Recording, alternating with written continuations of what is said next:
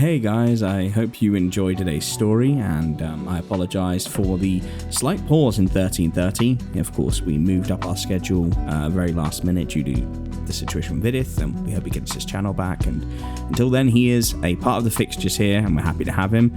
But in addition to that, I have just moved house. I currently do not have full functioning internet, and it has been a very big move. So I have put out this story with the same sort of narration quality you would come to expect. However, I will be very open with you that I am sick, so I don't sound as great. The room hasn't been proofed yet, so the audio is not as clear, and the music is still nice. It's still the usual sort of drone, but it's not quite to the level of like immersion it you'd usually be. But it was important I got something up, something that you guys would enjoy. This is a phenomenal story that is just like a big part of like my not childhood but adolescence, by Dr. Gears, called Clockwork Time. I really hope you like it. Regular content will resume next week, but we'll have a couple bumps in the road. SCP stories are going to be easier to do in the meantime, and you've got the Antlion series, which is going to continue next week. I'm going to spend a bit more time on it because I really want it to come out as perfect as it can, so you can expect that sometime next week. But thank you all for your support. The channel is booming, the community is wonderful, and I'm just so grateful. So thank you so much. Please enjoy today's story, and I'll see you guys soon. Have a great weekend.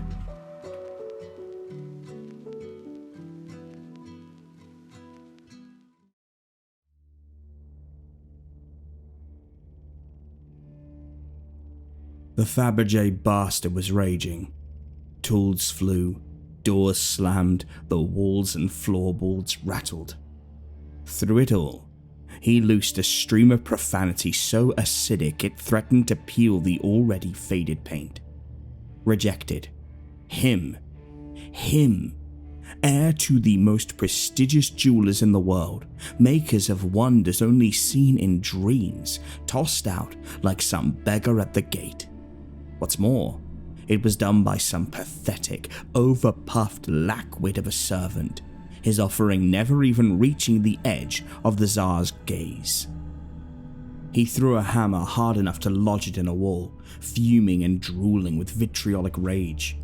His egg, a perfect representation of the legendary Fabergé eggs presented to the young princes and princesses, lay shattered in a fine dust around the floor. It had taken nearly a full year to create, at no small cost to his personal finances, relationships, and nerves. Glittering and gilded, inscribed around every inch were miniature scenes and tales of Baba Yaga and Koshke the Deathless, the cold eyes of clear diamond, the fearful children of soft pearl. Behind a tiny hidden catch in the painting of the chicken-footed home of Baba Yaga, there opened a tiny clockwork pageant of horror. As the tiny, delicate doors swung open, the battle between hero and villain unwound, the bright, clear-faced lad battling the eternally old Koshke. Gruesome, but just the thing for a bloody-minded boy, as the youngest prince was well known to be. All this dashed to splinters because some worthless advisor was offended and would not have it upsetting the delicate sensibilities of the young lord. Pigeon-hearted swine. He'd have the audacity to have the guard escort him none too softly outside the gate. His rage ebbed, head throbbing as he slouched against a wall. The workshop and living quarters was in shambles, only the highest shelves remaining somewhat untouched. He panted, starting to quietly sob, looking down at his worthless hands. It was his best work, and he knew he'd never make its equal again. His eyes rolled to the rafters, absently seeking out the stoutest, the most likely to bear his weight. Suddenly, his eye settled on the clockwork rose resting in the high corner. With a twist, it would bloom open, then fold in on itself to become a chirping bird. He stared, eyes red-rimmed and feverish, as an idea started to slowly writhe. He stood, taking down the rose, winding it and watching the ballet of change. It was always the change that amused, the secret unfolding. With the eggs, the outside was almost ignored, in the hunt of the secret inside. Secrets change. He slowly smiled, an unwholesome expression on his gaunt, grim face. He would build them a wonder, the likes of which the world had never seen, and would never see again. He would create a treasure that would be kept and passed down the ages after the Tsars were dead, gone, and forgotten. He started with smashed clocks. Crawling from workshops and rubbish heaps, he gathered every toy, tool, or clock he could find with so much as a cog in it. His workshop filled quickly, with stacks and stacks of gears, belts, flywheels, and springs, all ordered and stacked to the rafters. His blueprints grew as well, from 2 sheets to 5, then 8, then 20. Soon he'd taken to jotting outlines on the walls, scribbling notations on the floor of the narrow walkways through the gears. What few friends he'd had started to talk. He'd grown impossibly more gaunt and haggard, his eyes feverish and driven, and seldom spoke above a mumble. The few who stopped to check on him could barely squeeze in his door, and were quickly choked by the smell of oil and rust. His already limited output of jewelry and clockworks stopped completely, along with his income. He took to selling furniture, clothes, anything that could buy the little food he needed. Whispers of possession and dark arts started to follow him. The shunning was nothing new to him, and in a way was almost welcome. He had a suspicion of those who were too nice, too open, and the constant nagging drain of interactions slowed down the work. Since discarding the frivolity of sleep, he'd gained even more time to devote to the work, the petty whining of his neighbors over the night noise silenced by his grim stare. The assembly started to take shape, the millions of parts starting to move from pile to the growing mass that took up most of his small room. He drowsed in its silent heart, as close to sleep as he had been in weeks, and listened to the phantom ticking of the coming birth. He poured all that he had, all that he was, into the work. He spoke to it, cajoling, cursing, whispering, shouting. He lost flesh to slipped bolts and suddenly engaged cogs. He poured blood and pus over chisels, awls, and screwdrivers as his hands split, blistered, healed, then split again. He asked the mass its opinion on its slowly forming wooden skin. Should this window go here? Or perhaps a tower? A rabbit or a rat behind this tree? The first time it started, the clanking and rattling causing dust to pour from the roof, he embraced and kissed the wood and metal horror with more passion than he had ever shown a woman. Finally, it was ready. So large he would have to batter down a wall, so heavy it would take 30 stout men to hoist it out. He touched it with all the delicacy and adoration of a father touching the tiny fingers of his new child. It had gone beyond a simple gift, an offering to the mighty. It was all he had never known. Lover, child, mother. He had wrung out all that his pinched soul had to this beautiful, terrible creation. The parade was a grand affair, if boring. In the 5 years since a gaunt, grim man was turned away carrying an ornamental egg, the Tsar and his family had changed very little.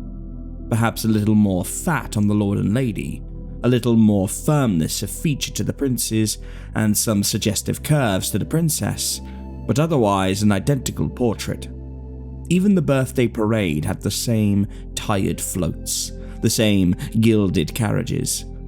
When the procession came to a road blocked by a massive shape and an emaciated horror, the princess actually had to be nudged awake from a light doze.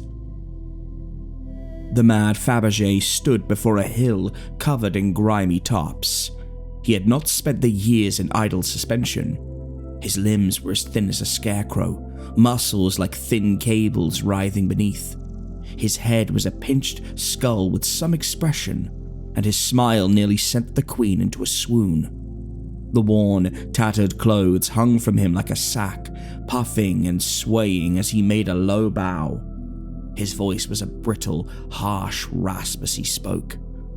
"My lord, may I present on this glorious day my gift?" The tarps fell away, and the whole square lost its breath. A fairy tale kingdom had sprouted in the center of the street. Around the base were small trees and shrubs, thick with cavorting fairies and goblins. Tiny brooks and lakes held glittering mermaids and smiling fish. Deeper, a tiny gnome village rested against a Lilliputian mountain range, the men frozen in work and play. Songbirds and dragons nestled in the high places, and dark, suggestive shapes lurked in caves and burrows. All this paled, however, to the castle. With spires rising nearly 20 feet in the air, it shone like a vision of another world. 2 large, stout gates stood open, armored knights guarding the way in plumed helms. Balconies held ladies of unearthly beauty, their suitors bent to a knee in devotion or shielding them from horrors spawned from the darkest dreams of man. Grand balls and feasts were frozen in the inner halls, and a king with a visage radiating power presided over a trial. The moat swarmed with beasts, and every pinnacle played roost to all manner of wings. Speech was impossible. Every inch glittered and shone with gems and gilding. Crystals radiated rainbows along every surface. Pearl and gold shimmered like a dream. The creator stooped to an alleyway and drew forth a mangy dog, gently jostling it up the shimmering walkway of silver to the left castle gateway. He closed it, then stepped over to a fairy ring of silver mushrooms. In it were arranged tiny statues, and he lifted one up, fitting it into a small stone altar above the ring. He then slotted a polished brass key into a slot below the stone and twisted. Suddenly, the kingdom came to life. The whole square, until now struck dumb, almost screamed with delight. The fish swam, the birds sang, the knights marched, and the gnomes dug. Everywhere was movement, sound, light. The trees swayed, the dragons brooded, from the dungeon depths came a small, chilling moan. The king held court, pronouncing judgment as the Tsar and his family clapped and watched in pleasure. The world suddenly froze again, and the Scarecrow Man opened the left gateway to reveal it empty. He smiled wickedly, then opened the right gateway, releasing a sudden burst of tiny, pure white doves. Man and machine were bundled back to the palace with all haste. His repellent, almost demonic appearance was almost immediately forgotten in the wash of this new amusement. A ballroom was cleared, walls raised and rebuilt to admit the massive piece. Items were found, placed and reborn. Wonders beyond imagination were born from the most base objects. Glittering threads from a stone, a clockwork kitten from an old clock, a wobbling jelly that could not be punctured or torn, no matter how abused, from a simple ceramic jug. The young prince had to be stopped twice, carrying one of the royal cats. Things entered through one gate and left the other, and never again could they be returned to their former shape. Still, a canary was sacrificed to the cause, and emerged a peacock in perfect miniature. The Tsar was delighted beyond words, and embraced the reeking, horrid wreck of the device's creator like a brother. Dinners were planned, rooms were made ready, and in the black heart of the bastard Fabergé, there stirred the alien feelings of true, honest joy. It was in the dim of the night that 2 small forms slipped into the ballroom, one in nightshirt, the other a soft white nightgown. The 2 forms stole silently through the dark up to the fairy tale castle. The night-shirted figure, the young prince, whispered and pinched, prodding the princess up to the gate of the castle. He had whispered wicked things in her ear that night, threatened to reveal 2 unpleasant secrets to their parents if she did not accompany him and do as he said. He was not a truly wicked boy, no more so than any young boy is. The same impulse that made him put frogs in his sister's toy box, chase her about with snakes, and kick her shins at dinner also drove him to see what would happen to her in the castle. The princess pleaded at the gate, begging her brother in a whisper to let her go back to bed. He pushed harder, sneering as he threatened to tell their father the true way his favorite clothes had been ruined. She paled, shivered, and silently went into the gate, tears rolling in cold silence. He pulled shut the gate, his little demon heart dancing with naughty glee. He hopped to the ring, selecting the frog with a barely suppressed giggle. As he turned the key, he settled accounts for many of his sister's tattling, her clever remarks and finger-pointing. As the castle sang and clanked, the prince grew afraid. If someone should wake up, he'd be blamed for sure. He started working up a hazy lie as the figures danced, practicing a half-asleep blink and a story of being woken up just moments before the first to arrive. He was still practicing when the castle stopped, and he opened the other gate. The screaming awoke the Tsar and his wife first, even with their rooms so far from the ballroom. In the way of parents, they seemed to know without question their children were in danger. They passed servants and drowsy footmen, the Tsar a grim-faced ghost in pale robes.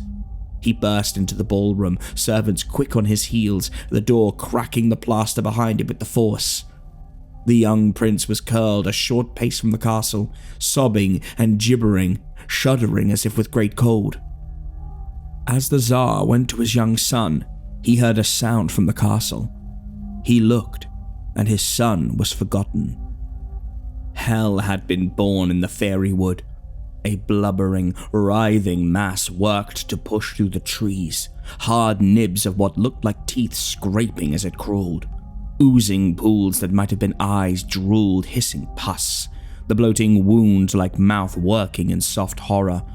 The soggy, dripping paws pulled and plucked at the shining ground. Tubes and strings waving along the heaving back. It squealed at the assembled men and women, the tatters of the princess's nightgown still hanging, trapped in the folds of its flesh, the little tiara sunken near the hollow pit of a nose. The servants were dumbstruck, frozen by fear, none even stirring as the Tsar's wife swooned and hit the floor with a heavy thud. The Tsar rose, slowly, too shocked to be afraid, and went to comfort his daughter. The princess took hours to die. Her room was sealed, the doorway plastered over, the body within too twisted and misshapen to bury. The young prince was broken, a mindless shell. His ability to speak decayed over several months. Finally, little more than a shambling ghost, left to stare for hours at windows and walls. The Tsar fared little better. He wandered, staring at his throne at times as if he had no idea what it was, suddenly prone to fits of sobs or acidic rage. The public was told little to nothing. The servants in attendance that hellish night threatened with death for the merest breath of the truth. The mad Fabergé fared worst of all, besides the princess. He was bundled from his bed by 6 guards, a bag thrown over his head and an armored fist in his belly. He was dumped in a cold cellar and left, bound and bagged, for a full day. Soiled and exhausted, he was drawn up and the bag removed, only to face the haggard, manic stare of the Tsar. The mad Fabergé hardly had time to speak, and when the Tsar's fist shattered his already cracked teeth and sent them lacerating into his tongue, it was impossible anyway. He beat him off and on for nearly 2 days. Finally, he had the man's fingerless palms hacked off, his remaining eye gouged out, and locked him in the deepest, blackest pit to rot. The fairy palace was removed. For all the Tsar's wrath, he could not simply destroy it. The very sight of it overwhelmed him, the mention of it enough to give him shudders and migraines. It was shifted painfully along to a basement in a disused wing of the palace, and forgotten. Over time, the gilding was peeled, the gems worked free, the statues stolen. Years came and went, the now bare wooden shell slowly warping and splitting with age and season. It was moved, then moved again, finally coming to rest in a vacation home of the royalty, buried alongside other unknown and uncared for treasures. A legend rose around the wooden forest and castle. The great-grandchildren of the now long-dead Tsar scared each other with stories about it, daring each other to slip into the dank, dark storeroom and touch it. An ancient, crumbling butler finally spilled an age-faded copy of the story, and delicious scandal rolled through the bars and boarding houses for days.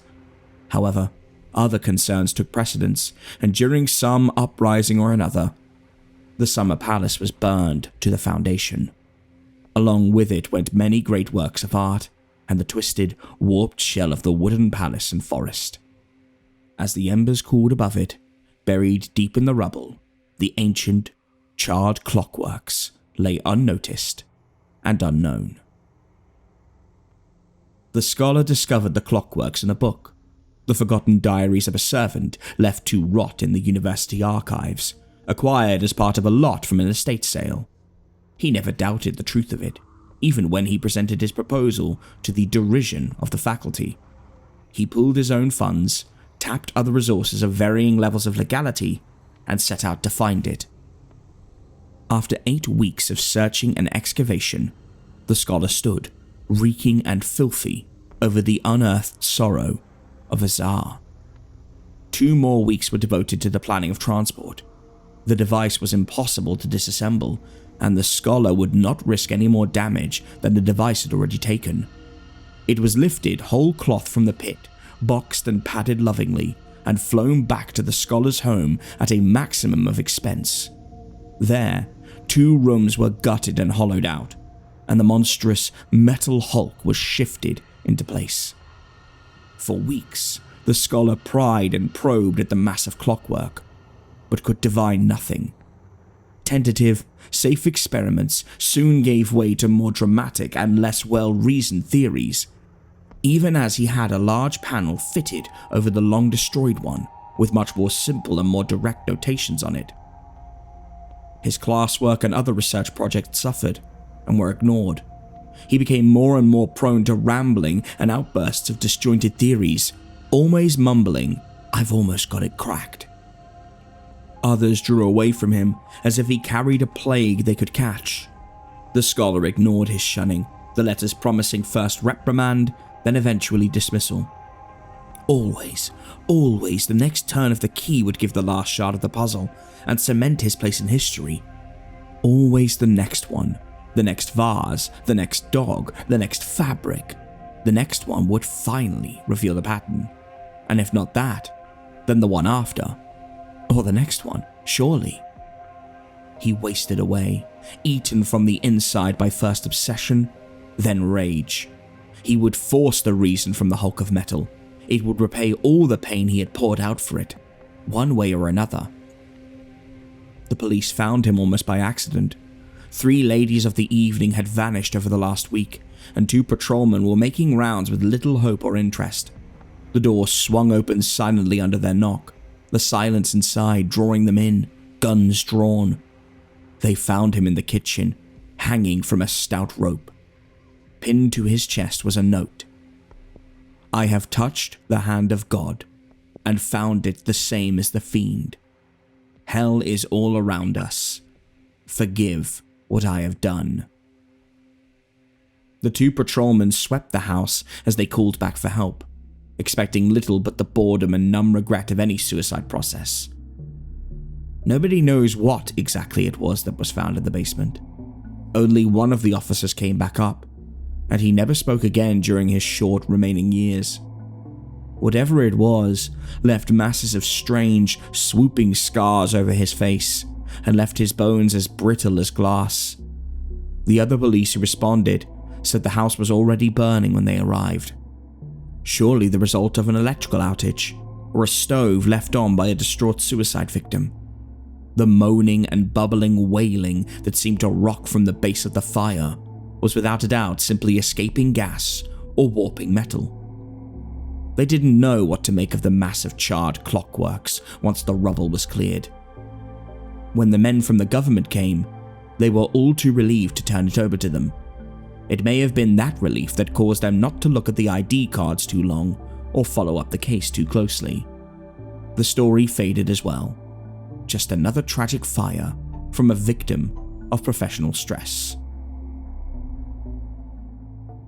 The Foundation was most pleased, all the more so with the knowledge that they'd swooped the item mere hours ahead of Marshall, Carter, and Dark.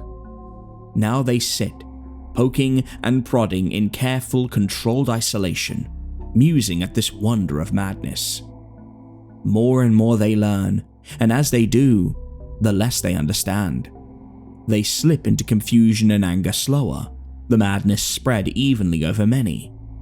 But they still slip.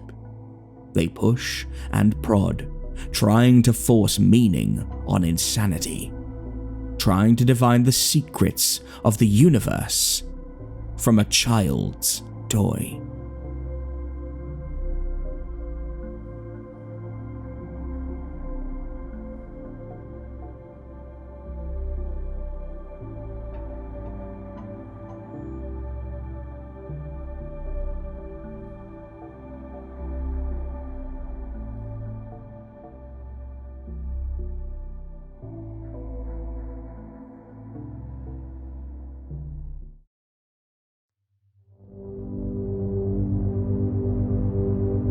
If you enjoyed this video, be sure to check out some of our other transmissions. We're adding them regularly, and we'd love to have you as part of the Dusklight family by subscribing, hitting the bell of snakes, and you guessed it, more snakes, and leave a comment with stories you'd love for my many-legged runners to find.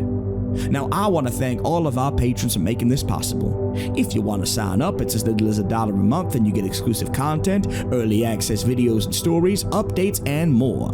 But times are tough, and we will always be grateful for support no matter what form it comes in. Financial, spiritual, corporeal, maniacal, whatever you want. It really helps us out.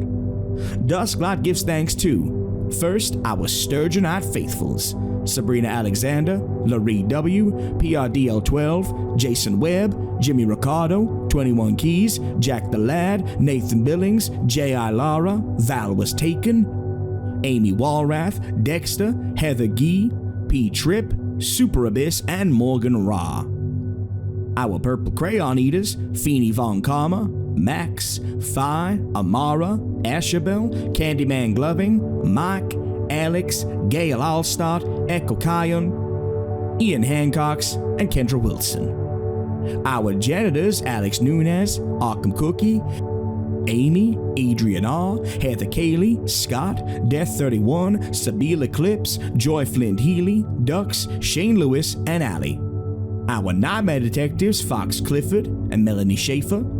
Our Void Walkers: Professor Creepypasta, Rat Squatch, and Josh Woods. And lastly, our Blackwell family members: Great Uncle Ven Blackwell with his forbidden knowledge, Izzy Blackwell, our resident bug devourer, Adela Blackwell's fire mending and illusions, Ethan Blackwell, abyssal fisher and repo lord, Jackal Blackwell, head chef and mystery meat purveyor, Clue Blackwell, the chrysalis of unknowable horrors, Tabitha Blackwell, void water baron and forever frenemy to our last entrant, Papa Kyle Blackwell, from his tower of bones, broth and spines, preparing for the outer gods to recognize his claim. We love and fear you, Papa, and we thank all of you humbly for your patronage and look to see you bright and early for Dusklight orientation. Purple crayons and existential dread will be provided. And one last time, listeners, close your eyes and breathe with me. Remember, no matter how bad things are, how cruel people can be, and how heavy your shoulders may feel with the weight of the world bearing down on them, Dusklight will always be here to lift the load and provide you with some respite. Drink some hot cocoa with chocolate sprinkles and fat marshmallows. Have all the Christmas candy you can manage, watch a video about liminal spaces and cryptid sightings, and sleep on the cool side of the pillow with the window open and the stars twinkling down on you. Start and end each day with kindness in your heart. You matter, you are loved, and every day is another chance. I'll see you again when the sun sets and dusk enters the station.